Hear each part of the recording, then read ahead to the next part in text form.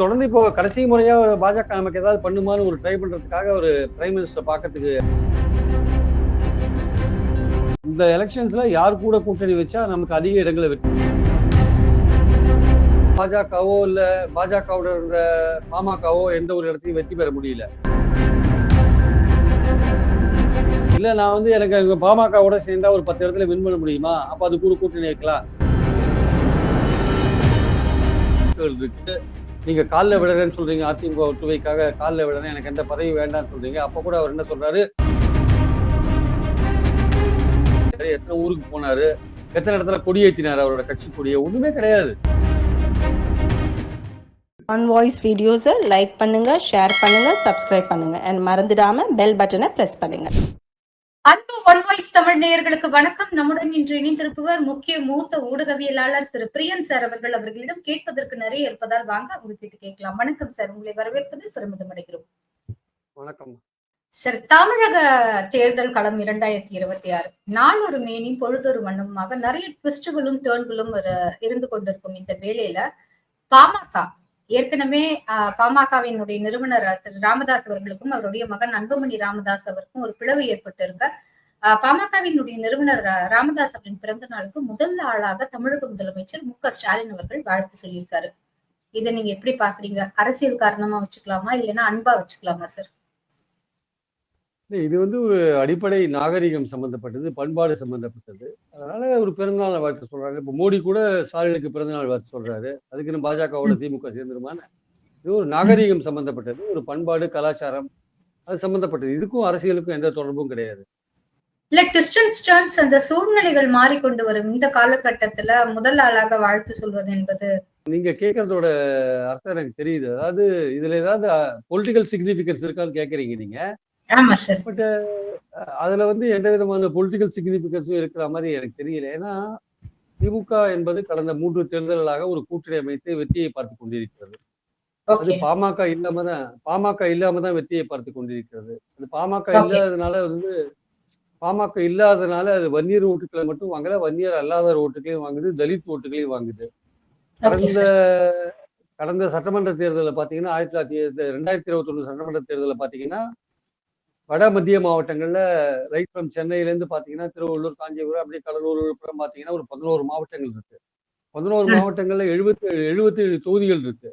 இந்த 77 தொகுதிகள்ல பாத்தீங்கன்னா கிட்டத்தட்ட வந்து 67 தொகுதிகள்ல வந்து 66 தொகுதிகள்ல திமுக அணி தான் வின் பண்ணியிருக்கு. அவங்க வந்து 11 தொகுதிகள்ல தான் வந்து அதிமுக அணி வின் பண்ணியிருக்கு ஆக்சுவலா. அப்போ பாமக இல்லாத போதே இவ்வளவு பெரிய வெற்றிய வட மத்திய மாவட்டங்கள் திமுக சாத்தியப்படுத்திருக்குன்னா 2021 தேர்தல்ல. அதே மாதிரி பாத்தீங்கன்னா சட்டமன்ற தேர்தல்ல பாத்தீங்கன்னா அதே ஏரியாக்கள்ல வந்து பார்லிமெண்ட் தேர்தலில் பாத்தீங்கன்னா அதே ஏரியாக்கள்ல அதிமுகவோ பாஜகவோ இல்ல பாஜகவோட இருந்த பாமகவோ எந்த ஒரு இடத்தையும் வெற்றி பெற முடியல. அதனால பாமக வந்து அதிமுக அணியில சேருவதற்கான வாய்ப்புகள் அரசியல் ரீதியா ரொம்ப குறைவு. ஏன்னா அது வந்துதான் இது வெற்றி பெறணும், இல்ல அது வந்துதான் ஒரு கூடுதல் பலம் கொடுக்கணும்ன்ற மாதிரியான விஷயங்கள் இங்க எதுவும் இல்லை. ரெண்டாவது, இன்னைக்கு இருக்கிற பாமக ரெண்டா பிளவுபட்டு கிடக்கு. அந்த பிளவுபட்டு கிடக்கிற பாமக நாளைக்கு ஒன்றுபடுவா இல்லையா நமக்கு தெரியாது. இந்த சூழல்ல வந்து ஒரு இது எலெக்ஷன் வரையுமே அது பிளவுபட்டே இருக்குன்னு வச்சுக்கோங்க. அப்ப அது பலவீனமா இருக்கும். பலவீனமா இருக்கிற பாமகவோட அது எப்படி ஒரு அதிகமான இடங்களை டிமாண்ட் பண்ண முடியும்? அதுக்கு எப்படி செல்வாக்கு இருக்க முடியும்?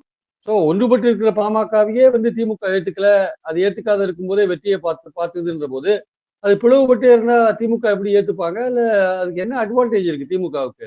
அதனால பாமக இல்லாமயே வெற்றியை பார்த்த திமுக நிச்சயமா பாமகவை எந்த கட்டத்தில் அது பிளவுபட்டு இருந்தாலும் சரி, அது ஒன்றாக இருந்தாலும் சரி ஏத்துக்கிறதுக்கான வாய்ப்புகள் இல்லை. சார், எடப்பாடி அவர்கள் தமிழகத்தை மீட்போம், மக்களை காப்போம் அப்படிங்கிற ஒரு மிகப்பெரிய எழுச்சி பயணத்தை மேற்கொண்டிருக்கும் இந்த நிலையில் நான் ஒரு மேனியும் பொழுதொரு வண்ணமாக நிறைய விஷயங்களை அவர் வந்து சொல்றாரு. பயணத்துல ஏதாவது எதிர்கட்சிகளை தாக்குவதோடு மட்டும் இல்லாம என்ன நீங்க எப்படி எல்லாம் பாத்தீங்கன்னா எப்படி எல்லாம் வந்துட்டேன் பாருங்க, மக்கள் வந்து என் கூட தான் இருக்காங்க அப்படிங்கிற மாதிரி எல்லாம் சொல்றாரு. ஹாஃப் டிகேட்ஸா அதிமுகவுடன் பயணித்த திரு அன்வர் ராஜா அவர்கள் திடீரென்று விலகி அவருக்கு வந்து அதிமுக வேண்டாம் அப்படின்னா அவருக்கு தாவேகா கூட ஒரு சாய்ஸா இருந்திருக்கலாம். ஆனா திமுகல போய் இணைஞ்சது ஏன்னு நினைக்கிறீங்க? அதுவும் குறிப்பா இந்த மாதிரியான சமயத்துல அதுக்கு பாஜக கூட்டணி மட்டுமே காரணம்னு ஃபீல் பண்றீங்களா சார்? அது தவிர வேற எந்த காரணமும் கிடையாது. ரெண்டாவது வந்து அதிமுகல இருந்து திமுகல போறது வந்து சகஜமான ஒரு விஷயம் தான். இன்னைக்கு திமுகல இருக்கிற பாதி மந்திரிகள் அதிமுகல இருந்து போனவங்க தானே. அதனால திமுக, அதிமுக 2க்கும் நடுவுல போறது வர்றதெல்லாம் சகஜமா நடக்கிற ஒரு விஷயம் தான். அதனால அவருக்கு ஒரு திராவிட இயக்கத்தின் மேல ஒரு பற்று கொண்டவரா இருந்ததுனால, ஒரு பாஜகனால அதிமுகவுக்கு பெரிய பிரச்சனைகள் வரும் பின்னாடி. அதனால அது கூட இருக்கிறது பெட்டர் இல்ல. அது கூட கூட்டணி அமைச்சது சரியான ஒரு அணுகுமுறை கிடையாதுன்னு அன்வர் ராஜா நினைக்கிறாரு. அதனால அவர் வந்து சொல்லிலாம் பார்த்தாரு. பாஜக தமிழகத்தில் கால் நூற முடியாதுன்னு பேட்டிலாம் கொடுத்தாரு. அதனால எடப்பாடிக்கு ரொம்ப கோவம்லாம் வந்துருச்சு. அதனால அவரை கூப்பிட்டு அவர் பேச விரும்பல. அதனால அவருக்கு கொஞ்சம் கட்சி தலைமையோட கொஞ்சம் ஒரு மாதிரி ஒரு கசப்பான ஒரு இதோட தான் இருந்தாரு. அனுபவத்தோட தான் இருந்தாரு. சரி இனிமேலும் இதுல நீடிக்கிறதுல அர்த்தம் இல்லைன்ட்டு அவர் போய் திமுகல சேர்ந்துட்டார். அதிமுகல இருந்து திமுகவுக்கு வர்றது வந்து இயல்பான ஒரு இதுதான் பாக்குறேன். அது ஷிஃப்ட்டை வந்து இயல்பா தான் பாக்குறேன். திராவிட கட்சிகள் அவங்க தாவேக்காவோடலாம் போய் அவ்வளவு பெரிய சீனியர் பாலிட்டிஷியன் அவர் எதிர்பார்க்கிற மரியாதை எல்லாம் விஜய்கிட்ட கிடைக்குமா தெரியாது. அதனால அவர் அங்க போயிருக்க மாட்டாரு. ஸோ இயல்பா எல்லாருமே திமுகவுக்கு போறதுனால அவரும் திமுகவுக்கு போயிருப்பாருன்னு நினைக்கிறேன். சார் 2026 மிக முக்கியமான தேர்தல்.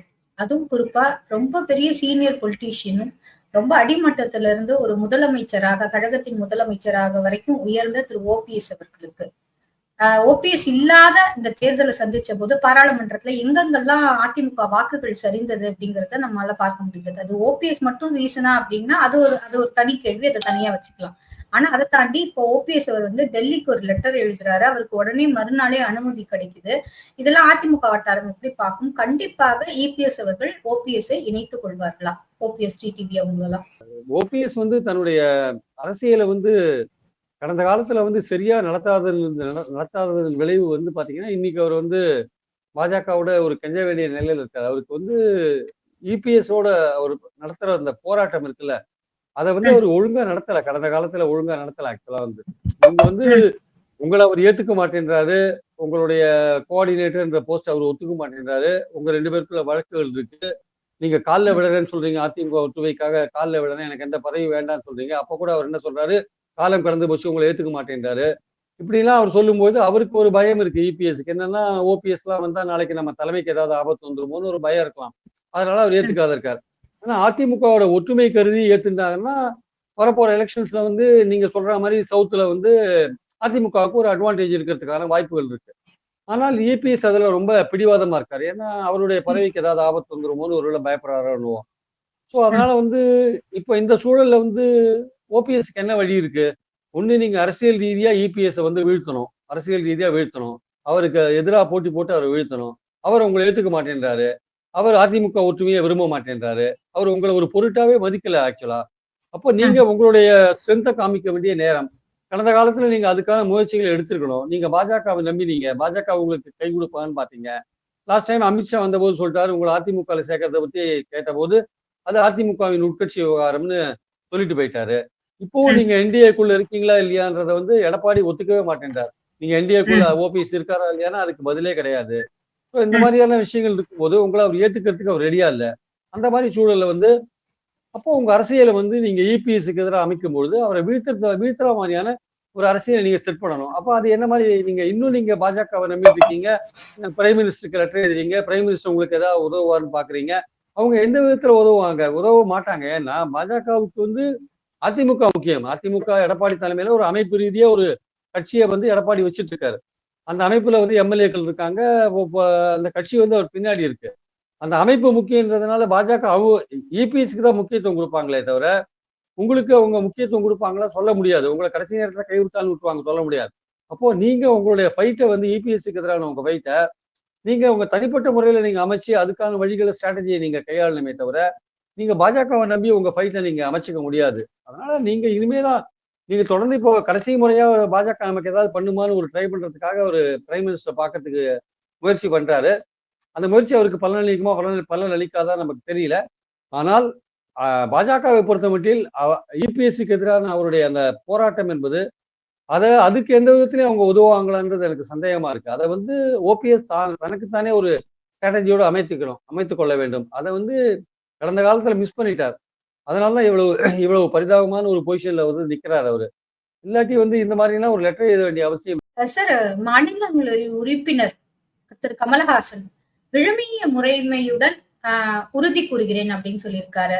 அது என்ன விழுமிய முறைமையுடன்? இல்ல அதாவது வந்து அந்த அரசியல் சட்ட அடிப்படையில அது அது சொல்லியிருக்கிற விஷயங்கள் படி அப்படின்னு தான் நம்ம எடுத்துக்கிறோம். அப்படிதான் அந்த ஓகே. அந்த விழுமிய ஜெனரலா நீங்க அரசியல் சட்ட சொல்லுங்க விழுமியங்கள். சார். அவருடைய பயணம் இந்த இடத்துக்கு வந்திருக்காரு. அவருடைய பயணம் இத நீங்க ஒரு பத்திரிகையாளரா எப்படி பாக்குறீங்க? இல்ல நிச்சயமா அவருடைய கட்சியில வந்து ஒரு ஃபெயிலியர். அவர் வந்து ஒரு புவர் பாலிட்டிஷியன், பேட் பாலிட்டிஷியன். அவரு கட்சி நடத்த தெரியல அவருக்கு ஆக்சுவலா. அவருக்கு திமுக கை கொடுத்திருக்கு. திமுகவுக்கு அவருடைய பிரச்சாரம் தேவையா இருக்கிறதுனால திமுக அவருக்கு கை கொடுத்திருக்கு. அவ்வளவுதான். அவர் ஒரு கட்சி மனித மக்கள் இது மக்கள் நீதி மையம் கட்சியை நடத்துறதுல அவர் ஃபெயில் ஆயிட்டார். அவர் ஃபெயில் ஆயிட்டார். அவர் ஒழுங்கா கட்சியை நடத்த முடியல. அந்த கட்சியை அவர் இனிமே நடத்த வேண்டிய அவசியமும் கிடையாது என்பது என்னுடைய கருத்து. அவர் பேசாம திமுகலையும் இணைஞ்சிடலாம் பேசாம. திமுக அவருக்கு ராஜ்யசபா கொடுத்துருக்கிறதுனால அவர் அந்த கட்சியை ஒழுங்கா நடத்தல. அதனால அவருக்கு பின்னாடி வந்த விஜய் கூட கொள்கை தெளிவோட ஏதோ பண்ணிட்டு இருக்காரு. மாநாடுகள் எல்லாம் போடுறாரு, ஏதோ நடத்துறாரு, போராட்டங்கள்லாம் கூட நடத்துறாரு. ஆனா கமலஹாசன் அவருடைய கடந்த 5 வருட காலத்துல அவர் எத்தனை விதமான போராட்டங்கள் நடத்தினாரு, எத்தனை பேரை சந்திச்சாரு, எத்தனை ஊருக்கு போனாரு, எத்தனை இடத்துல கொடியேற்றினாரு அவரோட கட்சி கொடியை? ஒண்ணுமே கிடையாது. ஆக்டிவிட்டியே கிடையாது. கோயம்புத்தூர்ல 21 தோத்த பிறகு அவர் போயிட்டாரு. நேரா பிக் பாஸ்க்கு போயிட்டாரு, சினிமாவுக்கு போயிட்டாரு, அப்படியே போயிட்டாரு. அதனால அவருக்கு அரசியல் கட்சி நடத்துறது எப்படின்னு அவருக்கு தெரியல, நடத்தவும் முடியல.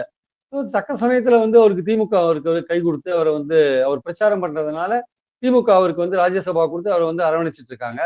அவ்வளவுதான். அதை வச்சுட்டு இனிமே அவருக்கு ஒரு ஒரு 7 வருஷம் 6 வருஷ காலம் அவருக்கு ஒரு ராஜ்யசபா உறுப்பினர் பதவி இருக்கு. இதனால திமுகவுக்கு அட்வான்டேஜ், அவர் பிரச்சாரம் திமுகவுக்கு கிடைக்கும். அந்த ஒரு அட்வான்டேஜ் அவருக்கு இருக்கு. அவருடைய கட்சி இனிமே பெரிய எதிர்காலம் இருக்குன்னு நான் சொல்றதுக்கு இல்லை. இப்போ கூட்டணியில் இருந்தா கூட அவருக்கு ஒரு 2 இடமோ 3 இடமோ கொடுப்பாங்க. உதயசூரியன்ல போட்டி போட சொல்லுவாங்க. போட்டி போடுவார் அவரு? போட்டி போட மாட்டாரு. ஸோ அவருக்கு இனிமே பெரிய அளவுக்கு ஒரு மக்கள் நீதி மையத்துக்கு வந்து பெரிய அளவுக்கான ஏற்றமோ, ஒரு பெரிய தமிழ்நாட்டில் ஒரு முக்கியமான இடத்தையோ அது பெறுவதற்கான வாய்ப்பு இல்லை. கமலஹாசன் தனக்கான ஒரு இடத்தை அரசியல்ல தேடிக்கொண்டார். அது திமுக உதவியுடன் தேடிக்கொண்டார் என்பதுதான் உண்மை. சார், உங்களுடைய கருத்தை நாங்க ஏற்கிறோம். தொடர்ந்து வந்து பொதுவாகவே இங்க அரசியல் கட்சிகள், இந்தியா வந்து மிகப்பெரிய ஜனநாயக நாடு. அரசியல் கட்சிகள், கொள்கை, கூட்டணி அப்படின்னு நிறைய விஷயங்கள் வரும்போது கொள்கையில முரண் எதிரா இந்தியாவையே 2ஆ பிரிச்சவங்க அப்படின்னு பார்த்தா நம்ம காங்கிரஸையும் கம்யூனிஸ்டையும் சொல்லலாம். நேர் எதிரா அவங்க இருப்பாங்க. இந்தியா போறவே நிறைய இடத்துல அவங்க எதிரா இருந்தாங்க. ஆனாலும் அவர்கள் வந்து தேசிய கட்சியான பாஜகவை எதிர்ப்பதற்காக ஓரணியில் இணைந்தாங்க அப்படிங்கிறதையும் பார்க்கிறோம். இந்த கொள்கை வேறு, கூட்டணி வேறு அப்படிங்கிற ஒரு பார்வையிலிருந்து கொள்கை வேறாக இருந்தாலும் பரவாயில்ல, கூட்டணியில ஒன்றா இருக்கலாம் அப்படிங்கிற எண்ணத்தை நோக்கி இந்த அரசியல் கட்சிகள் நகர்வதற்கான தேவை என்ன சார் இருக்கு? இடங்களை வெற்றி பெறுவதுதான். அதாவது யார் கூட சேர்ந்தா அவங்க ஓட்டு நமக்கு வரும்ன்றதான் பாயிண்ட். வெற்றி பெறுவதற்கான வாய்ப்பு உள்ள கட்சிகளோடு தேர்தல் கூட்டணி. கொள்கை வேறு கூட்டணி வேறுன்றது கரெக்ட் தான். எடப்பாடி சொல்ற அந்த விஷயத்த நான் ஒத்துக்கிறேன். ஆனா அதுக்கு கூட்டணியில இருக்கிற கட்சிகளோட கொள்கையை வந்து நீங்க எடுத்துக்கூடாது. பாயிண்ட் என்னன்னா வந்து இந்த எலெக்ஷன்ஸ்ல யார் கூட கூட்டணி வச்சா நமக்கு அதிக இடங்களை வெற்றி பெற முடியும். அந்த அது வந்து ஒரு உடன்பாடு தான். சீட் அக்ரிமெண்ட் தான் ஆக்சுவலா. கூட்டணின்னு சொல்றதை விட ஒரு சீட் அக்ரிமெண்ட். அது என்னன்னா ஒரு பொதுவான எதிரியை வீழ்த்தணும் அப்படின்ற திமுகவை வீழ்த்தணும்னு ஒரு சில கட்சிகள் விரும்பினா அந்த கட்சிகளை ஒருங்கிணைத்து வீழ்த்துறதுன்றது வந்து அவங்களுக்குள்ள கொள்கை வேறுபாடு பல இருக்கலாம். இப்ப இந்தியா கூட்டணியில எல்லாருக்கும் ஒரே கொள்கையா இருக்கு, பல கொள்கைகள் இருக்கு. மோடியை வீழ்த்தணுன்றதுக்காக எல்லாம் ஒன்றுபட்டு இருக்காங்க வச்சுக்கோங்களேன். அந்த மாதிரி திமுக வீழ்த்தணும்னு பல கட்சிகள் ஒன்றுபட்டு இருக்கணும் அப்படின்னு எடப்பாடி சொல்றாரு. ஆனா அவர் சொல்லிட்டே இருக்காரு தவிர அவரை நோக்கி எந்த கட்சிகளும் இது வரைக்கும் வந்த மாதிரி தெரியல. ஆனா இனிமே வருமானு தெரியல. வரும்னு அவர் நம்புறாரு, வரலாம்னு நினைக்கிறேன் நானு. ஆனால் அதே சமயம் அதனால வந்து இந்த கொள்கை வேறு கூட்டணி வேறுன்றது கரெக்ட் தான். அதுல எந்த விதமான சந்தேகமும் இல்லை. எனக்கு வந்து பாஜகவோட சேர்றதுனால எனக்கு ஒரு 4 இடத்துல வின் பண்ண முடியுமா?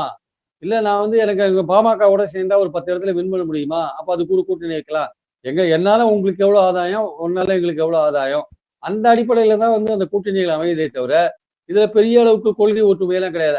திமுக அணியில ஒரே ஒரு அந்த அண்டர் பாட்டம் லைன் என்னன்னா தமிழ்நாட்டுல பாஜக காலுன்ற தேசிய அளவுல மோடியை ஆட்சி விட்டு அகற்றணும். இந்த அடிப்படையில அவங்க ஒன்னா இருக்காங்க. மற்றபடி அவங்களுக்குள்ளேயும் பல விதமான கருத்து வேறுபாடுகள்லாம் இருக்கதான் செய்யுது ஆக்சுவலா. ஆனா இவங்க அணியில பாத்தீங்கன்னா வந்து அதிமுக பாஜக அணியில பாத்தீங்கன்னா திமுகவை அகற்ற வேண்டும் அப்படின்ற அளவுல அவங்க ஒன்றுபட்டு இருக்காங்க. அதே கருத்து கொண்ட மற்ற கட்சிகள்லாம் அவங்க கூட வருவாங்களா இல்லையான்றது இனிமேதான் பொறுத்து இருந்து பார்க்கணும் ஆக்சுவலா. சார், நீங்க ரொம்ப அழகா சொல்லிட்டீங்க. கட்சி வேறு, கொள்கை வேறு, கூட்டணி வேறு, எல்லாமே வேற வேறதான். ஆனா தேவை ஏற்பட்டா அவங்க ஒன்னா ஜாயின் பண்ணிக்கலாம். It depends upon their mind set அப்படிங்கிற மாதிரி சொல்லியிருக்கீங்க. நாங்க அக்செப்ட் பண்ணிக்கிறோம். இனி வரும் காலங்கள்ல தொடர்ந்து இது பற்றி பேசலாம் சார். நன்றி, வணக்கம். Thank you sir. தேங்க்யூ.